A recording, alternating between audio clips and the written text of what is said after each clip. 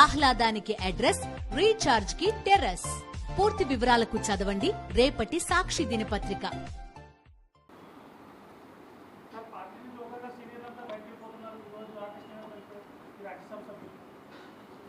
And అసలు రాజ్యసభ అంటే ఒక చరిత్ర క్రియేట్ చేసింది జగన్ గారు. రాజ్యసభలో బీసీలకి, బడుగు బలహీన వర్గాలకి అక్కడ తీసుకుని వచ్చి రాజ్యసభలో దేశంలో అత్యున్నతమైన పోస్టులను ఇప్పించింది జగనన్న గారు. సామాన్యులకి తీసుకొచ్చి అక్కడ రాజ్యసభలో కూర్చోబెట్టారు. ఇదే చంద్రబాబు నాయుడు గారి టైంలో బడాబాబులు అందరూ కూర్చునేవారు, వేల కోట్ల అధిపతులు కూర్చునేవారు.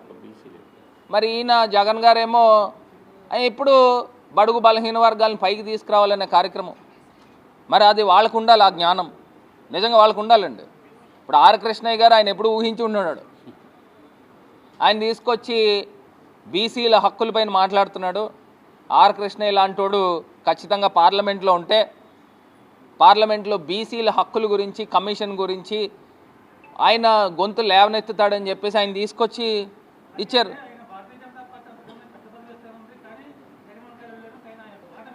అలా కాదు, నేను ఒకటి అడుగుతున్నా, మరి పదవి ఇస్తే ఆయన సీనియారిటీ ఎన్ని 40-50 సంవత్సరాల సీనియారిటీ ఉంది కదండి.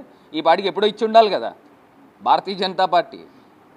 ఒక్కసారి ప్రజలను కూడా ఆలోచన చేయమని కోరుతున్నా. ఇప్పుడు నేను ఆర్ కృష్ణయ్య గారిని బ్లేమ్ చేయట్లా, చంద్రబాబు నాయుడు గారిని బ్లేమ్ చేస్తున్నా.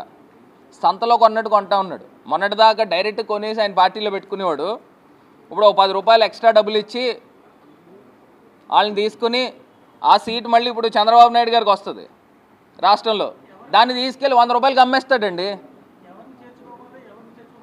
100 రూపాయలు అట్లా కాదు. ఇప్పుడు ఇందులో రకరకాల జనాలు ఉంటారు. ఒకళ్ళు ఏమని అడుగుతారనంటే, నా రాజ్యసభ సీటు నేను రాజీనామా చేస్తాను, మీ పార్టీలో నాకు రాజ్యసభ సీట్ ఇవ్వండి అని అడుగుతారు. కొంతమంది ఏం చేస్తారనంటే, నేను రాజీనామా చేస్తాను, నాకు ఫలానా ఇంత మొత్తం డబ్బు ఇవ్వండి అని అడుగుతారు. ఈయన చంద్రబాబు నాయుడు గారు ఏంటంటే ఇంకా ట్రేడింగ్ చేస్తాడనమాట. ఇక్కడ 100 రూపాయలు కొనుక్కొని 1000 రూపాయలకి అమ్ముతాడు వేరే వాళ్ళకి. నేను చెప్పాను కదా బడాబాబుని తీసుకొస్తాడని, వాళ్ళందరినీ తీసుకొచ్చి అమ్ముతూ ఉంటాడు. ఇది క్లియర్ ఇండికేషన్ అండి. ఒక్కసారి ప్రజలను అందరినీ కూడా గమనించమని కోరుతున్నా. ఎస్పెషల్లీ తిరుపతి లడ్డూ పైన జరిగిన ఇంత దారుణమైన అభాండము ఆయన చరిత్రలో ఒక మచ్చలా ఉండిపోతుంది. చంద్రబాబు నాయుడు గారి యొక్క చరిత్రలో ఒక మచ్చలా ఉండిపోతుంది.